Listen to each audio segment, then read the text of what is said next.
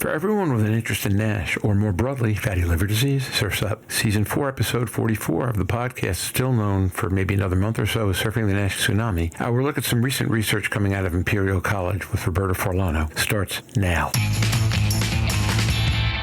Today on Surfing the NASH Tsunami. If you think about that these people are being retested in 2 or 3 years and you might pick them up, particularly at the age, I think if you want to really emphasize cost effectiveness, maybe that isn't such a bad strategy and it could be one way forward. If you think at the threshold we use in the UK of £20,000 per quality gain for quality of life gained, all screening strategies were around 2,000. So they were not only cost effective, but very cost effective. Donna Cryer said a couple of years ago on this podcast that if you could give every physician one instrument in the world they could use to figure out who had fatty liver or not, it would be a tape measure, and they would do waist circumferences. And at least in this population, when you take a look at the p-values, that lands, doesn't it? The stark reality is that a female post-menopause at the age of 60 has a cardiovascular risk of 18% versus a man of 8 or 9%. If you went through menopause early and below the age of 40, they have a 90% increased risk of severe fibrosis compared to somebody who went through the menopause after 40.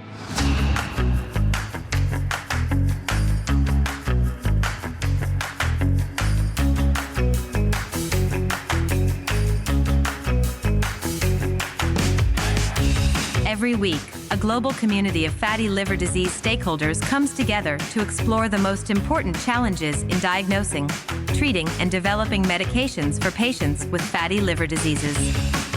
Join hepatology researcher and key opinion leader Professor Jörn Schattenberg, liver wellness advocate Louise Campbell, pricing and forecasting guru Roger Green, and their guest, hepatology researcher and key opinion leader Roberta Forlano, as they discuss screening strategies and gender-based SLD issues on Surfing the NASH Tsunami.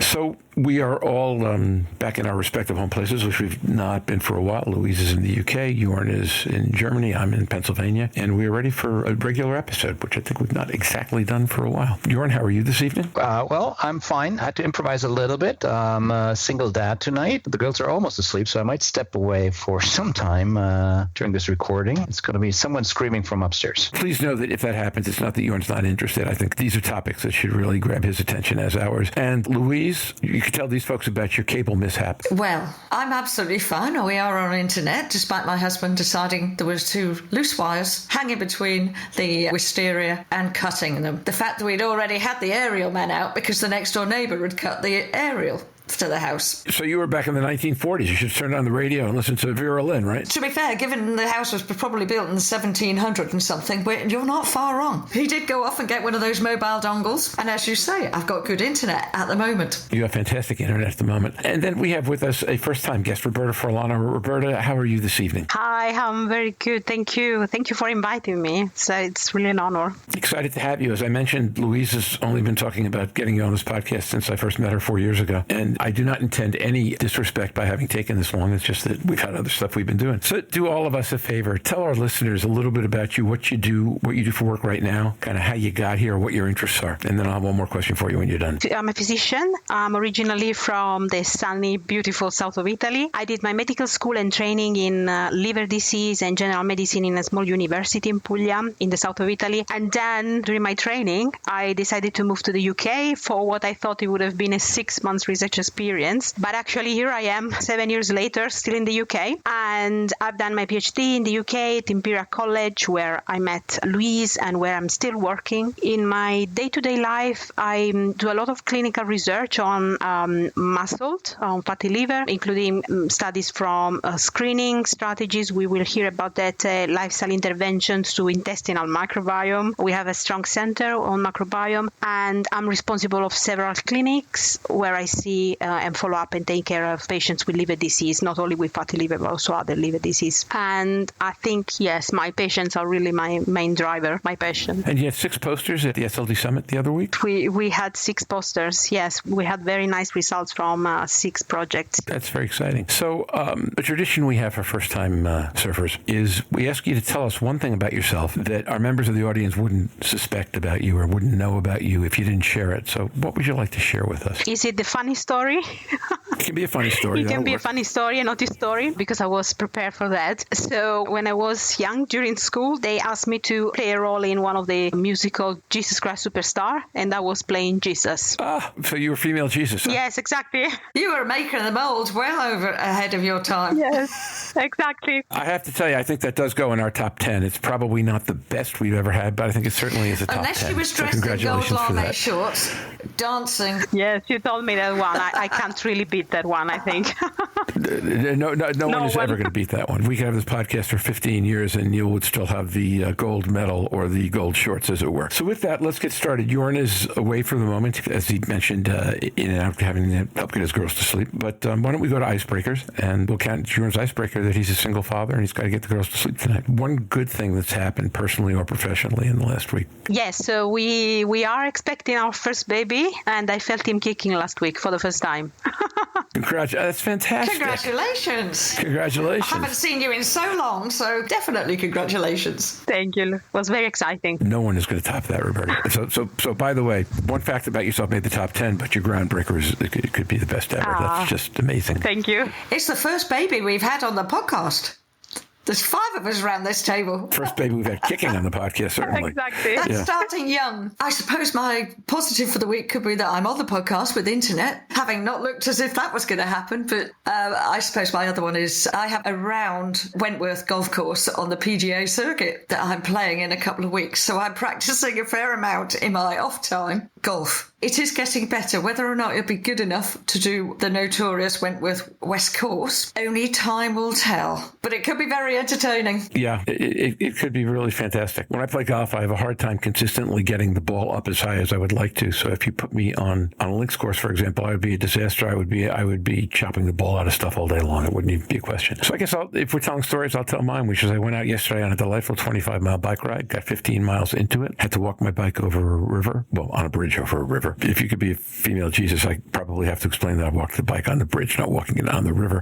Got to the other side, got back on my bike, and the cable snapped to my gear, and my bike froze, and I couldn't go anywhere. 10 miles from home at 5:30 in the afternoon. Happily, as I was telling these folks, my computer place that sells me my computer equipment is only half a mile away, so I was able to walk to him, or if you will, 3/4 of a kilometer, more or less. So I was able to walk to him and get a ride home and pick up my bike the next morning, but I was contemplating what would have been a 2.5 to 3 hour walk with a bike on a path at 5:30 at night as the temperatures were dropping, and I was dressed for a bike ride, and it worked out a lot better than I'd feared at one point in the beginning. So with that, why don't we dive on in? Louise, who worked with Roberta, suggested that she'd be a good guest, a fantastic guest, which I'm completely aligned with. And then Louise chose 2 papers that were published originally out of that group on which Roberta is an author that she wanted to discuss. Louise, I think I'd probably take the screening paper with the diabetic patients first, but why don't you talk a little bit about why you thought that one would be a good one for us to discuss, and then we'll turn to Roberta, who will tell us about her paper. Well, I think for me, and what we do on the podcast, we talk about looking at at-risk populations. This comes back in the days when I used to work at Imperial. I think this was a piece of work you started just as I was finishing or just after, but you were heavily involved in the diabetes and doing fibre scanning on these populations and going out to look at the risk. So I think it was something that I had an inkling into, looking through the protocols that were written at the time. And they were exciting at the time because I obviously hadn't met Marsden. I hadn't read or been exposed to the work that's now been done in the years since about cost effectivity of high-risk populations. But we don't seem to be any closer, realistically, in taking what evidence we've got and getting it out there. since I left Imperial, liver cancer has taken over as the biggest comorbid condition and cause of death in people with type 2 diabetes. We still don't talk about diet and lifestyle. So this piece of work coming to fruition and seeing the data that was being generated excited me. It was nice to tailor it off for me and see the end. And I know what hard work the team at Imperial do in all of their studies from Hep C through B and the fatty liver side, and particularly with FibroScan and non-invasive mechanisms. So the cost effectivity of that being put up against the other usual suspects was, again, an interest for that. So that's the first paper. And Roberta, your lead author on that one. Yes. And I think just to touch on the second paper, which is a personal interest, anybody who listens to the podcast, I chirp about women's health and why we don't look at it a little bit more within the trial protocols. When we look at trials where the age is over 50, we go predominantly female. Roberta was part of a team that did a very nice review of menopausal and the hormones in how women are affected by fatty liver disease. And there's some really interesting and startling information comes out in that, but that will be the second paper. And Pierre Chia-Eng is the lead author on that piece to give that's due. So that's why I felt the two papers were important. Out of the plethora of papers that Roberta has had published this year, it's just like a fountain. Somebody turn it off. I'm wondering if giving birth to this many papers and becoming pregnant have anything to do with each other. Yes, exactly. Remember, I was a female Jesus, so any miracle can happen. So why don't we dive in? Roberta, please take 3-5 minutes and talk us through the diabetes screening paper, which I agree with Louise, I think is really fascinating and a great piece of work. Taking from what Louise was saying, so basically we were immediately attracted by the issue of screening NAFLD in the general population, fatty liver in the general population. I mean, we still, with all the guidelines coming through and the screening pathway suggested, the NAFLD diagnosis is still relying on abnormal liver function test, or, it's done sometimes by chance. So when patients do investigations for other reasons. So we think it's unacceptable. We know, for example, that patients with type 2 diabetes have higher risk for all outcomes like fibrosis, NASH, fibrosis progression, and liver cancer. So why don't we screen these patients? I mean, there are many obstacles like the lack of awareness among physicians and patients, or also, before my paper, we didn't know much about how effective and cost-effective are these screening pathways in primary care. And finally, one can argue, why should we screen for fatty liver if we don't have a medication to offer to these patients? This is a good point, but actually we know that an earlier diagnosis can, because it's a slow progressing disease, can really lower the progression rate. So it's still very important to diagnose this patient as soon as possible, as early as possible, so that we can make lifestyle interventions and control diabetes and other metabolic factors. So we wanted to address some of these questions with this study, which was the main study I did my PhD. And we went to primary care physicians in the northwest London area, and we offered free screening for liver disease, all liver disease and fatty liver to all patients with type 2 diabetes. We screened them with blood tests, ultrasound, and FibroScan. So all patients received a comprehensive screening. We managed to enroll 300 patients, but then we were aiming for more, but so the fairy tales, COVID pandemic struck, and we had to halt the recruitment, unfortunately, but still we got nice results. So at first glance, when we have a look at the numbers, how our data supported the magnitude of the problem, the fatty liver problem in primary care in patients with diabetes. So if we think of patients with type 2 diabetes, 6 out of 10 have fatty liver, 2 out of 10 have fibrosis, and 1 out of 30 have cirrhosis, which is the most severe form of muscle D. So if you can think of the population of patients with type 2 diabetes in your area and extrapolate few numbers, it's really a massive problem. So we went ahead and we wanted to see how effective is applying currently suggested screening strategies for fatty liver in this population, and we wanted to see how effective was in terms of cost for the healthcare system, because of course it's a huge population to screen. So we compared different strategies like ultrasound with liver function test, NAFLD fibrosis score, and FIB4 and FibroScan compared to standard of care, which we define as no screening. So either no screening or screening based on occasional abnormal liver function test. And what we found is that currently suggested screening pathways, in particular FIB4, you do diagnose a lot of patients, but you also miss 3 out of 10 of patients who have fibrosis, especially again with the FIB4, but rates can be higher if you use ELF. And yes, FIB4, just to remember, is a simple algorithm we can calculate based on liver function test as platelets and age. So we went ahead and we did a cost analysis, and we demonstrated that any form of screening is cost effective. So whether you want to do it with ultrasound and liver function test, or a FIB4, NAFLD fibrosis score, or ELF, it's still very cost effective. You make a lot of early diagnosis of liver disease from fatty liver compared to no screening at all. So it's still worth, it's cost effective. It just needs a bit of refining because we are still missing that 30% of patients with fibrosis that unfortunately are those who are younger and with normal liver function tests, so are those who will inevitably be missed as screening. Roberta, this is a great study. Congratulations. And it reflects a lot of the things we want to do in high-risk populations. So congratulations also on publishing it. Now, I have a couple of thoughts, and I might share it with the group, and then we'll go around if you don't mind. One of the things I want to say, I think the numbers replicate something we are seeing in my neighborhood. So this is a German primary care type 2 diabetes cohort. Different strategies, but I think using similar transient elastography cutoffs, taking the device into the primary care office, which is not feasible at all levels, we get, the 10% of compensated cirrhosis. It was 3%, was it for you, right? I think we had a little bit more going towards the 8% or something, but it depends on the cutoffs. But it's real, it's there, and I think it's important to pick it up. There are many aspects we could discuss. One we can start with is maybe that, missing 30% with FIB4 is of course unfortunate, but if you think about that these people are being retested in 2 or 3 years, and you might pick them up, particularly at the age, I think if you want to really emphasize cost effectiveness, maybe that isn't such a bad strategy, and it could be one way forward. So I'm not sure you have a thought about that, because typically this is cross-sectional, you miss some, they're coming back in clinical practice, so you might have more time. I totally agree. I mean, I'm not a very big fan of FIB4, to be honest, especially after this study, but still I think it's a good screening strategy. It's very easy to calculate for clinicians, even though sometimes AST is not easy to get in primary care, but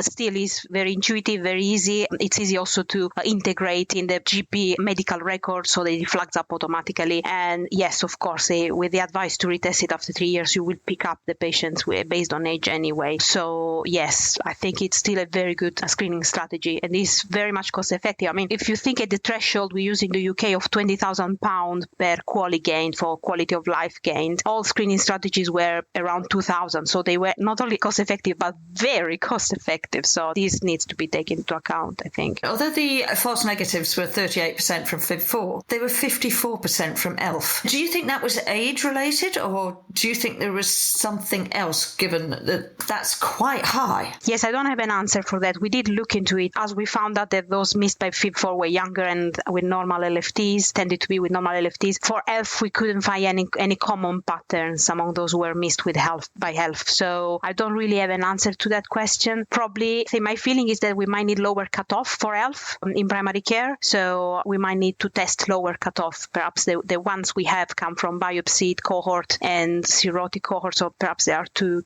high to pick up patients in primary care. That's a very important comment. I think it's exactly what's going on. You have a different pretest probability there, and I think it's important you refine the target population according to your local practice, age and comorbidities. So it might be difficult to have it across all countries, even, throughout Europe, it's going to be different. So there might be room and reasoning for adjusting based on the referral rate, the detection rate, and capturing that data moving forward. It would be very helpful, in particular in a system such as NICE, where this is very structured. If I'm looking at my system, there is no such structure implemented, which gives a little bit more flexibility to the individual physician. But again, then the cost effectiveness analyses and the type of referral patterns you get is not as structured. So there's pros and cons to all ways, I guess. I think also one thing that is very important for screening strategies for NAFLD, I mean, it has to take into account local resources and local practice, clinical practice and GPs. There's not going to be a universal perfect one, but it will need to be adjusted based on the local resources, definitely, system, healthcare system and everything. This might be in the paper, and I might have missed it, or it might not be in the paper because it's kind of a weird kind of question in some ways. You could probably take the FIB4 false negative rate way down if instead of that you did FAST, FibroScan AST. We'll probably get a meaningfully lower false negative rate. And if I understand the quality numbers here, these numbers are so cost effective that would probably, I'm certain, come out to be cost effective as well. However, as Jörn points out, and as you point out, not viable in every practice in every region, and maybe not of equal value to every patient. Are there patient subgroups based on things like demographics or circumference or age or gender where you believe it might make more sense if you got a negative score to think about using FAST as a backup, adding a FibroScan as a backup against that? I mean, Ian Rowe was on, a year and a half ago, maybe last summer, with a paper that said that it was a more cost-effective study to do a test for everybody who met certain criteria that had a FibroScan in it than to use the iLift approach. So I'm just wondering. Yes, that's a very good point. When we looked at all the factors associated with fibrosis in this population, one of the things that came up was low socioeconomic status, very, very clearly. So this is something we will move forward in other studies. But I think in that sense, it would be good to target that population in particular with FibroScan or the more effective screening strategies. But targeting that population within the type 2 diabetes, it might be particularly worth from a clinical point of view. Is that based on frequency or based on false negative? No, based on frequency, not on false negative. That makes all the sense in the world. I was trying to figure out, listening, why that would have a higher rate of false negatives, and I couldn't see that, but frequency, that certainly makes sense. I've got a question. When you talk about the lower socioeconomic, was that also the biggest group with the lower educational level? Because you found that was associated with NAFLD in that population. And I had two questions in relation to that. Was it the background educational level of where they'd come from and to the level of which they've been educated, and also how the impact of education within the healthcare system affected that population, because they've been in diabetes care and diabetes educators for a number of years, and whether or not that came into the study at all? The way we analyzed education status was basically, there's an index in the UK. It's called the Index of Multiple Deprivation, which is something that is calculated every year for each neighborhood, but on a building level, not a neighborhood like a massive area. So it's more like an local or environmental estimation. It doesn't really reflect the single patient length of education, unfortunately, because we didn't have that data. But it's really interesting. And since we're following up all these patients for 10 years, yearly with FibroScan and ultrasound and blood tests for 10 years, so we are collecting back all the information on all the specifications on education or their income, their employment, and access to healthcare system, barriers to healthcare. So we will probably be able to know more about that when we will reanalyze the data. But at the moment, it was just a surrogate estimation of the education level, but still was very, very significant. I'm thinking one would assume that since education and SES tend to correlate anyway. Yes, I mean, and all the NCDs, actually, all the non-communicable disease have, association with socioeconomic status, because it's entangled with quality of diet and compliance with medications, medical appointments, and self-awareness, health awareness. So it's very well known for all the others non-communicable disease. So I'm not surprised it came up for NAFLD as well. I'm thinking about the whole general social determinants of health idea, and obviously all those things roll together. I'm wondering, other than education, is there any variable that you have observed or you observed in other studies within the cluster of things that fall to low socioeconomic status that tend to have a greater impact? This was the main one I analyzed, but given the signal we found from this study, we will definitely look more into it in more details with a dedicated study. There was one little bit of data that did interest me. It was your ultrasound level of steatosis. Wasn't that different to the steatosis levels picked up on CAP? And often CAP is more sensitive. And I wondered whether there was an explanation for that, or is it the fact that the majority had high steatosis levels? And the other thing is, I didn't know what the cutoff was for the steatosis grading, whether you started at 248 or whether or not you started at 280. Actually, we chose the 260 based on the 2021 EASL guidelines. So we chose the 260 cutoff for CAP. And yes, we were surprised of these results as well. We were expecting a higher prevalence with CAP score. But yes, I think your guess was right. Probably most of them had moderate to severe steatosis. So it was picked up by both investigations. We didn't have many with the mild steatosis, which could have been where you could have different results with the two. That's interesting.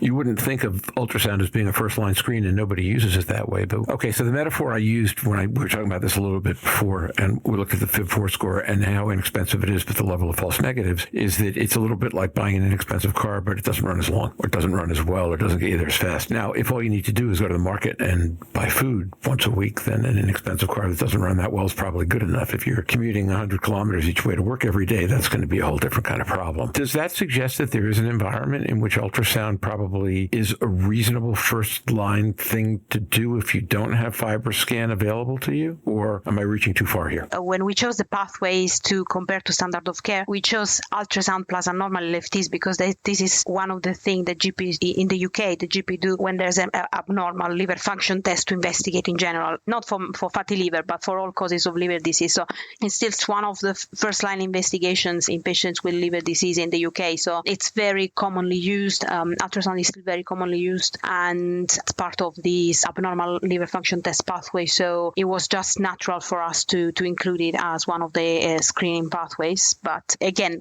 this came up from the environment where we were doing the study, or the country basically where we were doing the studies. I think that there should be other countries in Europe where they do a lot of ultrasounds. I think in Italy they would be the same. I think they would start with ultrasounds and liver function test in a very similar way. But yes, we will need to see their data as well. That approach is very feasible because it's something that physicians have been doing for the longest time, and they're ready to implement it, right? So I think we do have better tests today, and that's something you're showing here too. But the reality is it's not available at all levels. So if we really want to make a difference for patients and take it out to the broad majority, this could be an approach, very pragmatic. And I think that's what the guidelines say. Identify fatty liver, test for abnormalities or metabolic risk factors, and then risk stratify for fibrosis. And just to echo that, Australia recently published the recommendations for their new NAFLD guidelines, and they are going to continue, because they have no access to FibroScan, it is not Medicare reciprocated, with ultrasound and LFTs. Now that is 2023. So by the time that gets revisited, when access is given to FibroScan, we are talking a number of years from now before they can change that option to the more latest tests that the rest of us use. So on one hand, I get to do FibroScan. In the other hand, it will be ultrasound and LFTs will be the main leading recommendation for NAFLD guidelines in Australia, if ratified. Yes, ultrasound is very liked in a sense. They are very keen, the GP are very keen to do ultrasound, but there's also an important inter-observer variability. So different operators doing the same ultrasound to the same patient may not see the same features, which may be part of the risk stratification. So I don't think it will happen at the same frequency with FibroScan. It can't really happen with FIB-4 and NAFLD fibrosis score. They are perfectly reproducible. So this is another thing that should be taken into account. In my study, I was the only one doing the ultrasound, so it was a single operator ultrasound. So this is another thing to take into account when we interpret those data. So the one thing we didn't do, I think, at the beginning of this conversation that we might have, was to talk a little bit about the neighborhood, the geography from which your sample was derived, and what the audience might want to understand about that patient population and socioeconomics of the area in general that will help them understand put the rest of the results into context. Yes, so Northwest London is a very diverse population in terms of ethnic background. We had a very good representation of different ethnic groups, and also it's quite diverse in terms of socioeconomic background because there are less deprived neighborhood compared to more deprived ones. So there was the whole spectrum, and also was lucky enough to include patients with type 2 diabetes with the whole spectrum of type 2 diabetes. So we had a good representation of those on diet only to manage diabetes, but also on different combination of medications, from different oral antidiabetics to insulin or GLP-1 injections. So, it would have been better to have a larger cohort in this sense, but it was still very representative of a true population, of a true general population, and it was true community population because we basically enrolled patients followed up for diabetes by their GPs, so not patients followed up in the hospital. So I went to the community clinics and they were patients from general population, true general population, so unselected. I think it's actually worthwhile breaking down the ethnicity of this population because it is so good for Imperial and where it's based. It's probably the largest Arabic community out in the UK. So only 32% of the population studied were Caucasian, 12% were Afro-Caribbean, 28% of the population were Arabic, Southeast Asian was 17%, and East Asia were 8%. Now, I think when we come to the normal clinical trials, when we're looking at any of the medications, we would subcategorize most of that population as Caucasian, but they react differently and they have differences of ethnicity that influence their NAFLD and also religion in the way that you fast or diet. And when you do their FibroScan at the beginning of Ramadan, it's highly likely to be different at the end, things like that. So there are nuances in this population that are absolutely unique to Northwest London, but it certainly reflects the population, aka we treated the largest population of genotype 4s in the country because it is that population. But it is worth just commenting on the diversity of that population. population that would be classified as just Caucasian in a clinical trial for any of the medications. Yes, we were lucky to capture this diverse population. I think this is one of the strengths of the study because many others had a different ethnic representation. So I think it's even more representative of a general population. So I guess I just had one more question, and then if no one else has it, I'd love to move on to the other paper, which is I was struck by the idea, and these are small sample sizes, but that the p-value for NAFLD between patients on oral agents and patients on GLP-1s were neither one quite reached significance, and they were roughly the same. I'm wondering if that's about the small sample size on the GLP-1 group, or if that's a result we would have expected, given that we've learned that GLP-1s are pretty good on controlling activity score over time, but maybe not as effective against fibrosis levels. If we had a larger sample, it would have been good to do a sub-analysis, a specific sub-analysis for medications. But in this group, the different anti-diabetic regimes did not really make any difference. Not only medication, but also diabetes control as HbA1c. It didn't seem to be associated with a greater or a lower risk of fibrosis. This was also a surprise for us as well. But probably among the factors, it was BMI stronger than glycemic control. So probably a larger BMI may reflect a worse metabolic status over the simple glycemic control. But A1C did have, if I'm reading your table right, A1C did have a table 2. A1C did have a significant p-value. Yes, but not in the multivariate analysis. When we moved to the multivariate analysis. That's right, it fell out. Yes, it fell out. So we were quite surprised. We were expecting HbA1c or glycemic control to be positively associated with fibrosis, but it was not. Yeah, if I comment, I was going to say that's interesting too. I mean, it's an all-diabetic population, so you end up with very few on the lower side, I think, and that has peculiarities. I think if you move outside of that only type 2 diabetes population and move into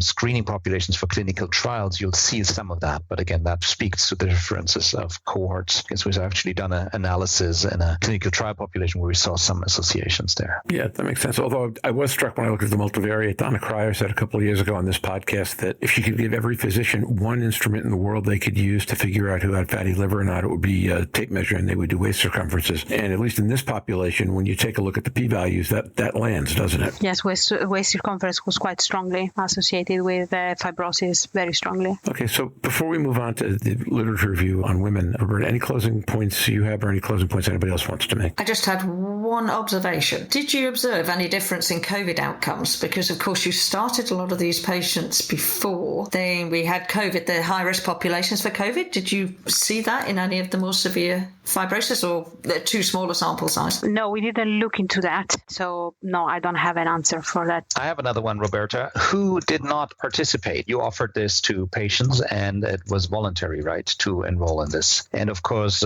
we get the ones that are health conscious and open to this. Do you have an idea? Maybe you don't have their data because they didn't consent, but maybe who are we missing? Yes, exactly. I don't have access to their data, but I talked to them. So, yes, there was a proportion of patients who didn't want to engage with not only with research, but with screening. Didn't want to know about their liver, didn't want to know about their medical condition. This population, probably numbers would have been even higher if we managed to include those people as well. Is it language barrier? Is it foreign cultures? Is that an idea? No, I don't think it's foreign culture. I think it's the inclination or their desire to be engaged with medical doctors and to know more about their own health. Many patients were in denial, I think. Sometimes it's time restraint, right? If they have to stay for another 15 minutes, it's time. Yeah, I mean, we did manage to work around their schedule. So we even saw them on, if necessary, on out of hours, so just to increase the uptake. But for some patients, I think it was more like they were not interested in doing the screening, and they were not really engaged.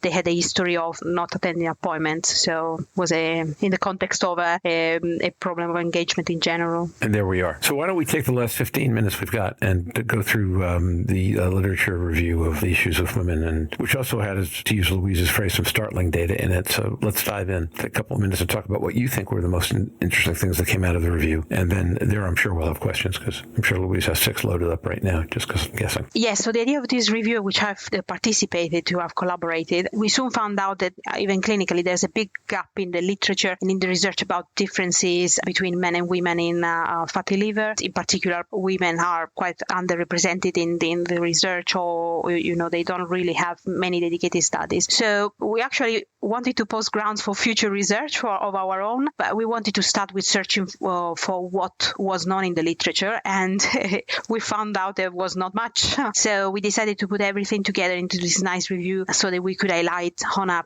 clinical point of view what we know about the differences between men and women pre and post menopausal phase, so what we know in the literature. So we have many changes in women, of course, as we know in the menopausal phase. The differences between men and women in terms of prevalence and disease severity changes a lot when women move to the menopause, into the menopause phase. So basically, we know that before the age of 50, when they are younger than 50, men are usually NAFLD fatty liver is more common in men compared to women, but this changes after the age of 50, because we know that the prevalence of fatty liver increases in women, but they also are a higher risk for fibrosis progression, for NASH, and there were also a couple of studies showing that NASH resolution is less common in women who lose weight compared to men. So yes, it seems like they are more resistant or the benefit of weight loss compared to women, at least in terms of NASH. And it's multifactorial, so there are a lot of factors involved, like the age of menarche, menopausal status, as I was saying, body fat distribution,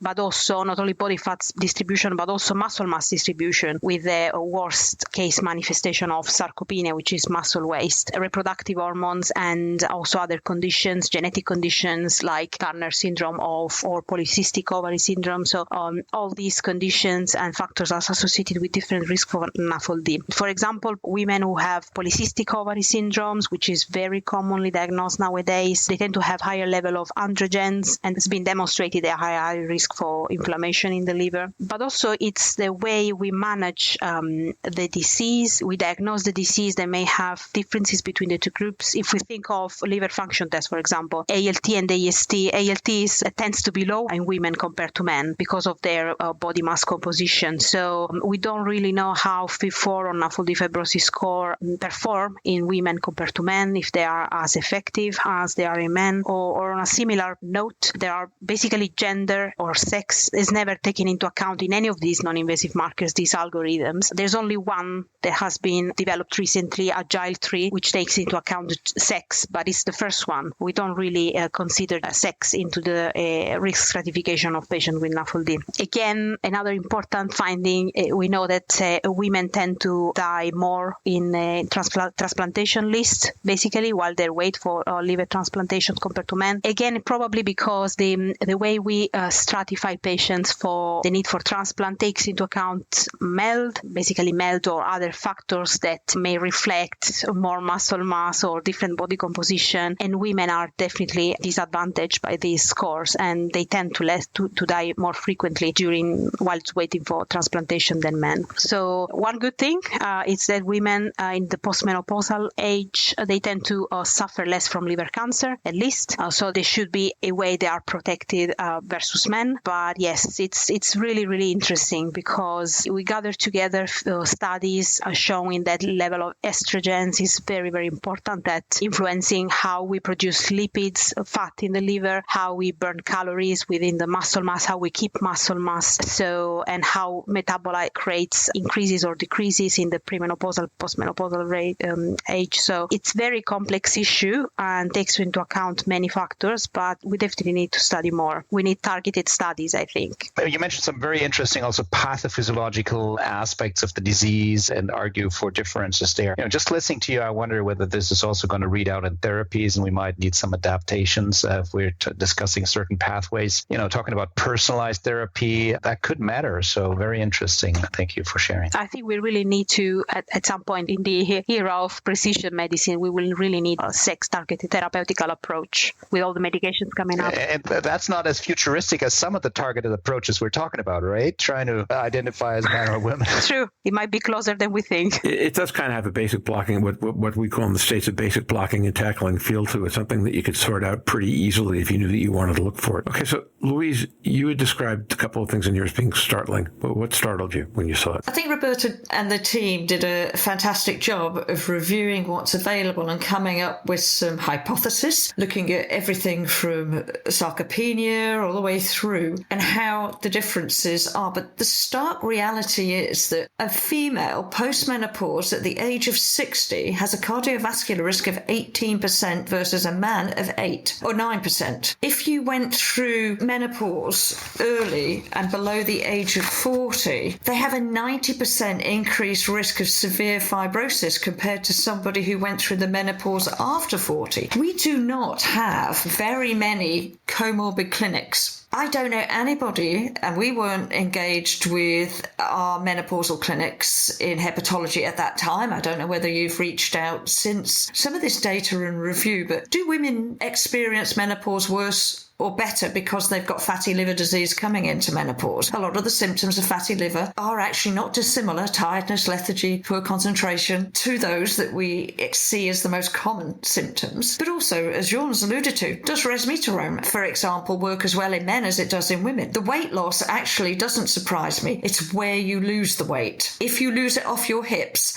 as a woman, you're going to lose it off your hips or your breasts first, statistically, when you start to lose weight. That is not where I want to see that coming off in a FibroScan. I want to see it coming off the CAP score. And I think the one thing that was interesting in the study, elastography is not gender biased. The liver is the liver, the CAP is the CAP. It just tells you what the liver is. It doesn't say, is it male liver, is it female liver, is it a child's liver, is it an older liver? It's actually non-discriminatory, which is where I certainly come from. Let the liver tell me, and then we'll have that conversation. This was a beautiful review by the team in the context of being able to place education into different ages of women and men, because there was some very good information on male weight. We just say mid-spread, but actually we should be taking more notice of that spread, where it is, why it's occurring, and targeting better education. So there was masses of stuff in this piece that's a review, and it's probably certainly the best review I've read that alludes to the massive differences. And I'm a different person now than I was if you put me in a study pre-menopause to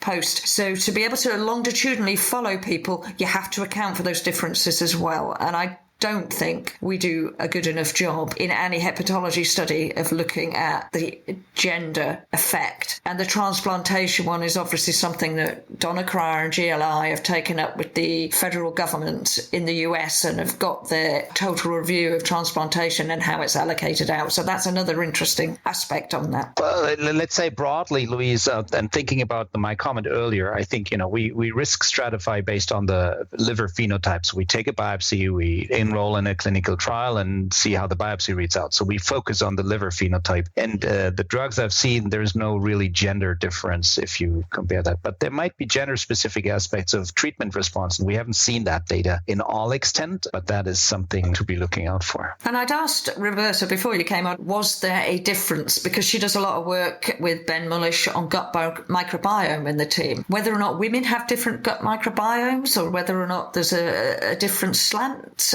And again, how did that, if you were able to comment on that? Yes, generally speaking, there are differences between men and women in terms of microbiome, but we don't have the data in NAFLD, at least not at the time we were writing the review, which was 2-3 months ago. But there's a very nice new name that has been coined estrobolome, which is the phenomenon on how a microbiome can influence reproductive hormones, in particular estrogen, and the other way around, how estrogen or reproductive hormones can change microbiome. So there's another big gap. We know from other fields that this interaction can happen, but we don't know what's going on in NAFLD from this point of view. So we are actually analyzing data from my cohort. We did microbiome analysis in this population. So we are looking into pre- and postmenopausal and postmenopausal versus men the same age. So I will keep you posted. Excellent. So we're at about the bottom of an hour. So it would be a good time, I think, to start to wrap up. Each of you practices from a different perspective. What I'm wondering is what you've heard or spoken about, or we've spoken about in the last hour, that either might change how you think about an issue in diagnosing or stratifying patients, or that validates something you've been doing all along that might have been considered somewhat controversial or unusual at some point in time. Brave one, go first. I have no answer on this because I don't treat. So I don't treat, but I scan. And I talk to people about their diets and their weight, and I see a growing number of postmenopausal women commenting about where their weight is, how it is, and certainly the nuances from the female paper will help me. And there was some beautiful detail in there as to why weight goes on in certain areas and how that can be influenced. And I think that's reassuring for an education perspective. From the first paper, it was greatly reassuring that all screening methods were cost effective. And I think we need to get the best ones for the right area and the right populations, because I think not one size fits all. So therefore, making what works in certain populations is the best screening strategy for that population. But they were both excellent pieces. Love them both. Yeah, thank you for coming on, Roberta. This is really our Monday. It's Tuesday actually today, but Tuesday evening live arounds here. So it's been great to discuss your paper, and it's a great piece of work. In my practice, I'm looking forward to have these patients referred, as you did with systematic screening from diabetologists. Reality today is, as you detailed also, they're being sent for elevated LFTs with no clue of fibrosis or whatever. They didn't even have a Hep C test up front. So I'd like to risk stratify better, and your study shows how that can be done. There's some difference between the referral systems we're working in, so some of that is related to this, but it's a strong piece showing, it has been shown in some other systems too. So I think we're on a good path really implementing that moving forward. And the reality of postmenopausal women, I think there's the complexity of their complaints. I do see, and I say that over and over again, a lot of bodily pain in that population too that I don't experience to the same extent in men. So I think there's a lot of aspects different that we need to account for in their care. Restless leg syndrome, some things that not even picked up and are just irritating to the treater, but it's very real for the patient. So I think again, multidisciplinary care here is very important. Fantastic. Roberta, any feedback for, not now, your research, I'm not sure it would surprise you the same way, but things you hear when you share with other people that say to you, these are important points for people to pick up on better than maybe they have in the past? Anything like that? I mean, the main take-home message that everyone takes from this work is that we need to screen. I mean, regardless of what screening strategies we like or we can do in our area, but we really do need to screen patients with type 2 diabetes and metabolic syndrome. And I would add, I mean, one of the take-home message from my study is that patients loved being screened. They loved doing the test for the liver. They loved discussing about their liver health. They loved having feedbacks. So I think that's part of what improves their liver condition as well, because they get very motivated. So screening has also this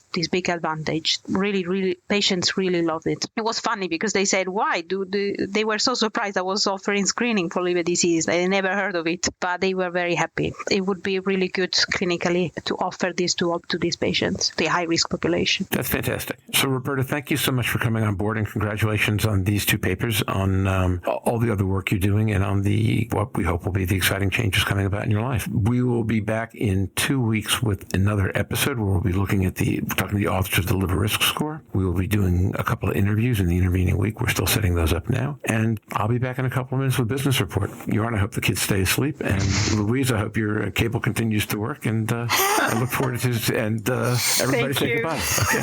Thanks. Thank Bye-bye. you. Bye-bye. Goodbye. Have a great evening. Bye. And now for the Season 4, Episode 44 Business Report. Slava Ukraini, Chroim Slava, glory to Ukraine, glory to heroes. Hitpalel Avor B'nai Haruba, Hitpalu Al Israel. Pray for the hostages, pray for the land of Israel. Please forgive my Israel. My Hebrew accent is not as good as it was, say, 50 years ago. Americans, and I suspect most of the world, are transfixed by the unspeakable horror and barbarism of the attack that Hamas unleashed on Israel this past Saturday. As an American Jew with friends in Israel who are citizens of Israel and also citizens of the U.S., I'm sickened beyond description by the barbarity we've all seen on our screens. That said, what happened in Israel is not a reason to lose sight of the barbarity occurring in Ukraine or many other places around the globe. There are countries whose governments are committed to nihilism and anarchy, which allows dictators and tyrants to plunder, starve, and abuse their people. These tyrants attack democratic countries to bring them down and to create more chaos in the world so they can control it better. Let all of us find common humanity in our hearts so that the same impulses that have all of us invested in healing diseased individuals with liver disease also leads us to pray and act in pursuit of healthy societies. Slava Ukraini, and also Hitpalu Al Israel. How did you feel about the first week of the interviewing format?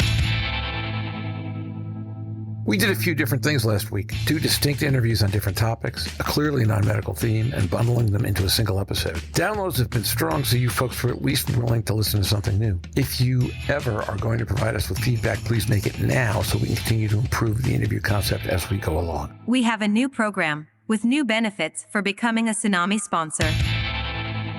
To move forward in 2024, we need to build the depth and breadth of our sponsor commitments. I've started sending out letters today for this week and next about a new partners program we're initiating, a low-cost way for manufacturers to become sponsors and reap benefits both from the size and scope of our audience and from the private insights of our co-hosts. If you did not see a letter from me and want to know more about this program, please drop me an email at roger.green@hepdynamics.com. It means that I don't have your email address in any of our lists. This week's Vault looks at the up and downsides of primary care screening strategies.